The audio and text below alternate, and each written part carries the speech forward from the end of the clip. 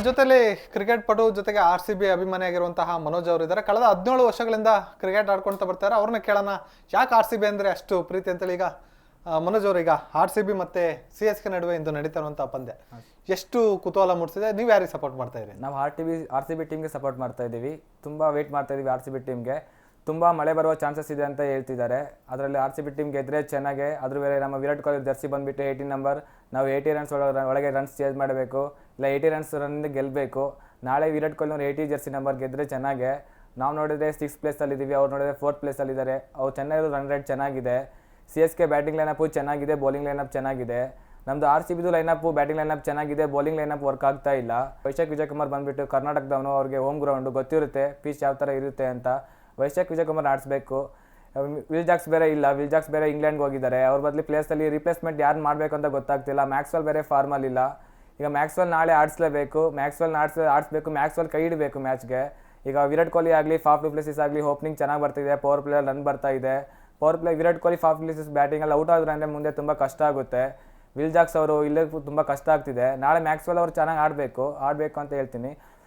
First batting ಆಡಿದ್ರೆ 220, 230 target ಕೊಟ್ಬಿಟ್ಟು 160 ಒಳಗೆ ಆಲ್ಔಟ್ ಮಾಡೋಕ್ಕೆ ಟ್ರೈ ಮಾಡಬೇಕು. ನಮ್ಮ ನೆಟ್ ರನ್ ರೇಟ್ ಬಂದುಬಿಟ್ಟು 3.87 ಇದೆ, ಅವ್ರದ್ದು 5.87 ಇದೆ. ತುಂಬ 200 ವೇರಿಯೇಷನ್ಸ್ ಇದೆ. ಹಂಗಾಗಿ ಮಾಡಿಬಿಟ್ಟು ಏನು ಮಾಡಬೇಕು ಅಂದರೆ 80 ರನ್ಸ್ನ ಗೆಲ್ಲೇಬೇಕು ಕ್ವಾಲಿಫೈ ಆಗಬೇಕಂತ. ಅಂದರೆ ತುಂಬ ವೇಟ್ ಮಾಡ್ತಿದ್ದೀವಿ ಸರ್ RCB ಟೀಮ್ಗೋಸ್ಕರ. ಅದು ವಿಲ್ ಜಾಕ್ಸ್ ಇಲ್ಲಿದೆ ತುಂಬ ಪ್ರಾಬ್ಲಮ್ ಆಗ್ತಾಯಿದೆ ನಮಗೆ. ಇವಾಗ ಬೌಲಿಂಗ್ ಲೈನ್ ಈಗ ವಿಲ್ ಜಾಕ್ಸ್ ಅಂತ ಬಂದ್ಬಿಟ್ರೆ ವಿಲ್ ಜಾಕ್ಸ್ ಪ್ಲೇಸ್ ಅನಿವಾರ್ಯವಾಗಿ ಈಗ ಮ್ಯಾಕ್ಸ್ವೆಲ್ ಎಂಟ್ರಿ ಆಗಲೇಬೇಕು. ಮ್ಯಾಕ್ಸ್ವೆಲ್ ಇವಾಗ ಬರಲೇಬೇಕು ಸರ್ ಇವಾಗ. ಯಾಕಂದರೆ ಫಾರಿನ್ ಪ್ಲೇಯರ್ಸಲ್ಲಿ 4 ಮೆಂಬರ್ ಆಡಿಸಲೇಬೇಕು. ಫಾರಿನ್ ಪ್ಲೇಯರ್ಸ್ನ ಇವಾಗ ಫಾಫ್ ಡು ಪ್ಲೇಸಿಸ್ ಆಡಿಸ್ತಾ ಇದ್ದಾರೆ, ಕ್ಯಾಮ್ರನ್ ಗ್ರೀನ್ ಆಡಿಸ್ತಾ ಇದ್ದಾರೆ, ಮತ್ತು ಮ್ಯಾಕ್ಸ್ವೆಲ್ ಆಡಿಸ್ಬೇಕು. ಫರ್ಗ್ಯೂಸನ್ ಆಡಿಸ್ತಾರೆ. ನನಗೆ ಫರ್ಗ್ಯೂಸನ್ ಅವಶ್ಯಕತೆ ಇಲ್ಲ ಸರ್ ಅವ್ರದ್ದು. ಈಗ ಲೆಫ್ಟ್ ಆರ್ಮ್ ಸ್ಪಿನ್ನರ್ ಬಂದುಬಿಟ್ಟು ಎಸ್ಟೈಲ್ ಇದ್ದಾನೆ, ಎಸ್ಟೈಲ್ ವೇರಿಯೇಷನ್ ತುಂಬ ಚೆನ್ನಾಗಿ ಮಾಡ್ತಾ ಇದ್ದಾರೆ.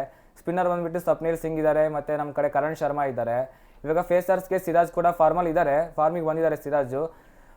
ಇವಾಗ ಏನಂದರೆ ಫರ್ಗ್ಯೂಸನ್ ಪ್ಲೇಸಲ್ಲಿ ನಮ್ಮ ವೈಶಾಖ್ ವಿಜಯಕುಮಾರ್ನ ಆಡಿಸ್ಬೇಕಂತ ತುಂಬ ವೇಟ್ ಮಾಡ್ತಾ ಇದ್ದೀನಿ ನಾನು. ವೈಶಾಖ್ ವಿಜಯಕುಮಾರ್ ಡೆಬ್ಯೂಟ್ ಮಾಡಿದರೆ ವೈಶಾಖ್ ವಿಜಯಕುಮಾರ್ ಅವರು ಹೋಮ್ ಗ್ರೌಂಡು, ಅವ್ರಿಗೆ ವಿಕೆಟ್ ಬೀಳೋ ಚಾನ್ಸ್ ಇರುತ್ತೆ. ತುಂಬ ವೇರಿಯೇಷನ್ಸ್ ಮಾಡ್ತಾರೆ, ನಕಲ್ ಬಾಲ್ ಗಿಕಲ್ ಎಲ್ಲ ಬಾಲ್ ಆಗ್ತಾರೆ. ಹಾಗಾಗಿ ಫರ್ಗ್ಯೂಸನ್ ಬಗ್ಗೆ ವೈಶಾಖ್ ವಿಜಯಕುಮಾರ್ನ ಡೆಬ್ಯೂಟ್ ಮಾಡಬೇಕಂತ ಹೇಳ್ತಿದ್ದೀನಿ ಸರ್. ಈಗ ನಿಮ್ಮ ಬಗ್ಗೆ ಹೇಳಿ, ನೀವು ಎಷ್ಟು ವರ್ಷದಿಂದ ಕ್ರಿಕೆಟ್ ಆಡ್ಕೊಂಡು ಬರ್ತಾ ಇದ್ದೀರಿ? ಏನು ಇದು RCB ನಿಮ್ಮ ಅಟ್ಯಾಚ್ಮೆಂಟ್ ಯಾವ ರೀತಿ ಅಂತೇಳಿ? 2008 ಕ್ರಿಕೆಟ್ ಸ್ಟಾರ್ಟ್ ಆಗುತ್ತೆ. RCB ಟೀಮ್ ಅವಾಗ ನಮ್ಮ ಅನಿಲ್ ಕುಂಬ್ಳೆ ಅವರು, ರಾಹುಲ್ ದ್ರಾವಿಡ್ ಅವರೆಲ್ಲ RCB ಟೀಮ್ ಆಡ್ಕೊಂಡು ಬರ್ತಾ ಇದ್ರು. ಕ್ರಿಕೆಟ್ ದೇವ್ರು ಅಂತಲೇ ಕರೀತಾರೆ ಆಲ್ಮೋಸ್ಟ್ ಅವ್ರನ್ನ, ರಾಹುಲ್ ದ್ರಾವಿಡ್, ಅನಿಲ್ ಕುಂಬ್ಳೆ ಅವ್ರನ್ನ. ಹಾಗಾಗಿ RCB ಟೀಮ್ಗೆ ಸಪೋರ್ಟ್ ಮಾಡ್ತೀವಿ ನಾವು. ಇರೋದು ವಿರಾಟ್ ಕೊಹ್ಲಿ ಫ್ಯಾನ್ಸ್ ನಾವೆಲ್ಲ, ವಿರಾಟ್ ಕೊಹ್ಲಿ ಫ್ಯಾನ್ಸು. ಮತ್ತು ಅದರಲ್ಲಿ ನಮ್ಮ ಕರ್ನಾಟಕ ಟೀಮ್ಗೆ ಸಪೋರ್ಟ್ ಮಾಡೋಣ. ಈಗ ಆಲ್ರೆಡಿ 17 ಇಯರ್ಸ್ ಆಯಿತು, ಕಪ್ ಹೊಡೆದಿಲ್ಲ ಅಂತ ಇಲ್ಲ, ಒಂದಿನ ಕಪ್ ಗೆಲ್ಲಬೇಕು. ಆದರೆ ಪ್ರತಿ ವರ್ಷ ನಾವು RCB ಟೀಮ್ಗೆ ಸಪೋರ್ಟ್ ಮಾಡೋದು ಸರ್. ಈಗ ನೀವು 17 ವರ್ಷದಿಂದ ಕ್ರಿಕೆಟ್ ಪ್ರಾಕ್ಟೀಸ್ ಮಾಡ್ಕೊಂಡು ಬರ್ತಾ ಇದ್ದೀರಿ. ಹಾಂ ಸರ್. RCB ಇದು IPL ಸ್ಟಾರ್ಟ್ ಆಗೋ ಸಹ 17 ವರ್ಷ ಆಯಿತು. ಹಾಂ ಸರ್. ಸೊ ಈ ಸಲ ಏನಾದ್ರು ಕಪ್ ಹೊಡೆಯುವಂಥ ಚಾನ್ಸ್ ಇದೆ RCB ಅಂತ? ಈ ವರ್ಷ ಕಪ್ ಹೊಡೆಯೋ ತುಂಬ ಚಾನ್ಸ್ ಇದೆ ಸರ್. ಕ್ವಾಲಿಫೈ ಆಯಿತು ಅಂತಂದರೆ ಏನಾದರೂ RCBನವರು ಸ್ಕೋರ್ ಚೇಸ್ ಮಾಡಿ 18 ಓವರ್ಸ್ ಒಳಗೆ ಚೇಸ್ ಮಾಡಿ, ಇಲ್ಲ ಅಂದರೆ 80 ರನ್ಸ್ ಒಳಗೆ ಡಿಪೆಂಡ್ ಮಾಡಿದರೆ ಚೆನ್ನಾಗಿರುತ್ತೆ. ಕ್ವಾಲಿಫೈ ಆದಂದರೆ RCB ಟೀಮ್ ಚೆನ್ನಾಗಿದೆ, ಮತ್ತು ಹಾಫ್ ಅನ್ ಅವರ್ ಬಂದರೂ ಕೂಡ ಮತ್ತೆ ಮ್ಯಾಚ್ ಸ್ಟಾರ್ಟ್ ಮಾಡೋದು ಚೆನ್ನಾಗಿದೆ. ಈಗ ನೀವು ಸಹ ಕ್ರಿಕೆಟ್ ಆಡ್ತೀರಿ, ನೀವೇನು ಬ್ಯಾಟ್ಸ್ಮನ್ನ ಹೇಗೆ? Bowler sir. ಬೌಲರ್ ಅಂದರೆ ಯಾವ ರೀತಿ ಇರಬೇಕು ಅಂತೇಳಿ. ಈಗ RCBಲಿ ಬೌಲಿಂಗ್ ಫಾರ್ಮಿಗೆ ಬಂದರೆ ಸಿರಾಜ್ ಅವ್ರು ಫಾರ್ಮಲ್ಲಿ ಇಲ್ಲ. ಜೊತೆಗೆ ನೀವು ಸಹ, ನಿಮಗೆ ಯಾರು ಇನ್ಸ್ಪಿರೇಷನ್ ಇದ್ದಾರಾ? ನೀವು ಹೆಂಗೆ ಇದನ್ನೆಲ್ಲ ಬೌಲಿಂಗ್ ಎಲ್ಲ ಪ್ರಾಕ್ಟೀಸ್ ಎಲ್ಲ ಹೇಗೆ ಮಾಡಿದ್ರಿ, ಹೇಗೆ? ಸಿರಾಜ್ ಅವ್ರು ಫಾರ್ಮಲ್ಲಿ ಇಲ್ಲ. ಸಿರಾಜ್ ಅಂತಂದರೆ ಕೆಲವು ಗ್ರೌಂಡ್ಗಳು, ಕೆಲವು ಪಿಚ್ಗಳು ವರ್ಕೌಟ್ ಮಾಡ್ತಾ ಇರಲಿಲ್ಲ ಅವ್ರಿಗೆ. ಕೆಲವು ಪಿಚ್ಗಳು ವರ್ಕೌಟ್ ಮಾಡ್ತಿರಲಿಲ್ಲ. ಬೆಂಗಳೂರಲ್ಲಿ ಸಿರಾಜ್ ಅವರು ಸಿರಾಜ್ ಹೋಮ್ ಗ್ರೌಂಡ್ ಅಂತ ಅನ್ಕೋಬೇಕು ಬೆಂಗಳೂರು. ಅವ್ರು ಪ್ರತಿ ವರ್ಷ IPL RCB ಟೀಮ್ಗೆ ಆಡೋದು, ಪ್ರತಿ ವರ್ಷ ಪ್ರಾಕ್ಟೀಸ್ ಮಾಡೋದು ಅಲ್ಲೇ ಮಾಡ್ತಾರೆ. ಹಾಗಾಗಿ ಸಿರಾಜ್ ಅವ್ರು ಮತ್ತೆ ಫಾರ್ಮಿಗೆ ಬಂದಿದ್ದಾರೆ. ಫೇಸರ್ಸ್ ಬಂದುಬಿಟ್ಟು ಸಿರಾಜ್ ಮತ್ತು ಯಶ್ ದಯಾಲ್, ವೈಶಾಖ್ ವಿಜಯಕುಮಾರ್ ಆಡಿಸಿದ್ರೆ ಚೆನ್ನಾಗಿರುತ್ತೆ. ಸ್ಪಿನ್ನರ್ಸ್ ಬಂದುಬಿಟ್ಟು ನಮಗೆ ಸ್ವಪ್ನಿಲ್ ಸಿಂಗ್, ಕರಣ್ ಶರ್ಮಾ ಇದ್ದರೆ ನಡೆಯುತ್ತೆ. ಮತ್ತು ಇವಾಗ ಕ್ಯಾಮ್ರನ್ ಗ್ರೀನ್ ಆಲ್ರೌಂಡ್ ಇದ್ದಾರೆ, ಅವರು ಕೂಡ ಪಾರ್ಟ್ ಟೈಮ್ ಬೌಲಿಂಗ್ ಮಾಡ್ತಾರೆ. ಬೌಲಿಂಗ್ ಲೈನಪ್ ಚೆನ್ನಾಗಿದೆ. ವಿಲ್ ಜಾಕ್ಸ್ ಇಲ್ಲಿದೆ, ಟಾಪ್ ಆರ್ಡರ್ ಬ್ಯಾಟ್ಸ್ಮನ್ ಪ್ರಾಬ್ಲಮ್ ಆಗುತ್ತೆ ಅಂತ. ಈಗ ನೀವು 17 ವರ್ಷದಿಂದ ಕ್ರಿಕೆಟ್ ಆಡ್ಕೊಂಡು ಬರ್ತಾರೆ, ನೀವು ಎಲ್ಲಿ ಪ್ರಾಕ್ಟೀಸ್ ಮಾಡ್ತಾರೆ? ನೀವು ಯಾರು ಕೋಚ್ ಇದಂತ ಏನಾರು ಇದ್ದಾರೆ, ಹೇಗೆ? ನಮ್ಮ 17 ಇಯರ್ಸಿಂದ ನಮ್ಮ ತಿಮ್ಮೇಶ್ ಸರ್ ಎಲ್ಲ ಫ್ರೀ ಕೋಚಿಂಗ್ ಮಾಡ್ತಾರೆ ನಮಗೆ. ಸುಮಾರು ನಮ್ಮ ಗ್ರೌಂಡಲ್ಲಿ ಏನಿಲ್ಲ ಅಂದರೂ ನಮ್ಮ ದಾವಣಗೆರೆ ಹೈಸ್ಕೂಲ್ ಫೀಲ್ಡಲ್ಲಿ 120-130 ಜನ ಇದ್ದಾರೆ, ಸ್ಟೂಡೆಂಟ್ಸ್ ಇದ್ದಾರೆ. ಅವ್ರಿಗೆ ಫ್ರೀ ಕೋಚಿಂಗ್ ಮಾಡ್ತಾರೆ, ಮತ್ತು ಫ್ರೀ ಮ್ಯಾಚಸ್ ಆಡಿಸ್ತಾರೆ, ಪ್ರತಿ ಟೂರ್ನಮೆಂಟ್ ಆಡಿಸ್ತಾರೆ.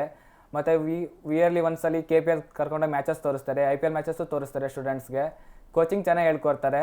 ನಮ್ಮ ತಿಮ್ಮೇಶ್ ಸರ್ಗೂ ಇರೋದು ಒಂದೇ, ನಮ್ಮ ಗ್ರೌಂಡಲ್ಲಿ ಯಾರಾದರೂ ಒಬ್ಬರು ಇಂಡಿಯಾ ಟೀಮ್ಗೆ ಆಡಬೇಕು ಅಂತ ಇದ್ದಾರೆ. ನಮ್ಮ ಗ್ರೌಂಡಲ್ಲಿ ಸಕ್ಕತ್ತಾಗಿ ಕೋಚಿಂಗ್ ಮಾಡ್ತಾರೆ. ಒಳ್ಳೊಳ್ಳೆ ಟ್ಯಾಲೆಂಟ್ಸ್ ಇದ್ದಾರೆ ಚಿಲ್ಡ್ರನ್ಸು.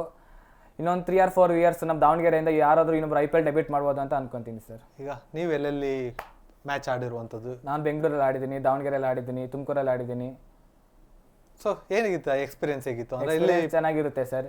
ಇವಾಗ ನಮಗೆ ಒಂದು ಆಸೆ ಇರುತ್ತೆ ಏನಾದರೂ ಮಾಡಿಬಿಟ್ಟು ನಾವೊಂದು ಅಚೀವ್ ಮಾಡಬೇಕು, ಗೋಲ್ ಅಚೀವ್ ಮಾಡಬೇಕು, ನಾವು ಕೂಡ IPL ಆಡಬೇಕು ಅಂತ. ಅದರಲ್ಲಿ ದಾವಣಗೆರೆಯಲ್ಲಿ ಇವಾಗ ವಿನಯ್ ಕುಮಾರ್ ಬಿಟ್ಬಿಟ್ರೆ ನೆಕ್ಸ್ಟ್ ಯಾರೂ ಆಗಿಲ್ಲ.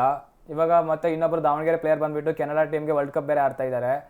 ಅದೇ ಥರ ನಾವು ಕೂಡ ನಾವು ಡೆಬ್ಯೂಟ್ ಮಾಡಬೇಕು, ಅದು ನಾವು RCB ಟೀಮ್ಗೆ ಡೆಬ್ಯೂಟ್ ಮಾಡಬೇಕಂತ ತುಂಬ ಆಸೆ ಪಡ್ತೀವಿ ಸರ್. ಸೊ ಓಕೆ, ಇದಿಷ್ಟು ಮನೋಜ್ ಅವರ ಮಾತಾಗಿತ್ತು. ಮತ್ತೊಂದು ವಿಶೇಷ ಅತಿಥಿಯೊಂದಿಗೆ ಮತ್ತೆ ನಿಮ್ಮನ್ನು ಭೇಟಿ ಮಾಡ್ತೀನಿ. ಅಲ್ಲಿವರೆಗೂ ನೋಡ್ತಾ ಇರಿ ಒನ್ ಕನ್ನಡ ನ್ಯೂಸ್.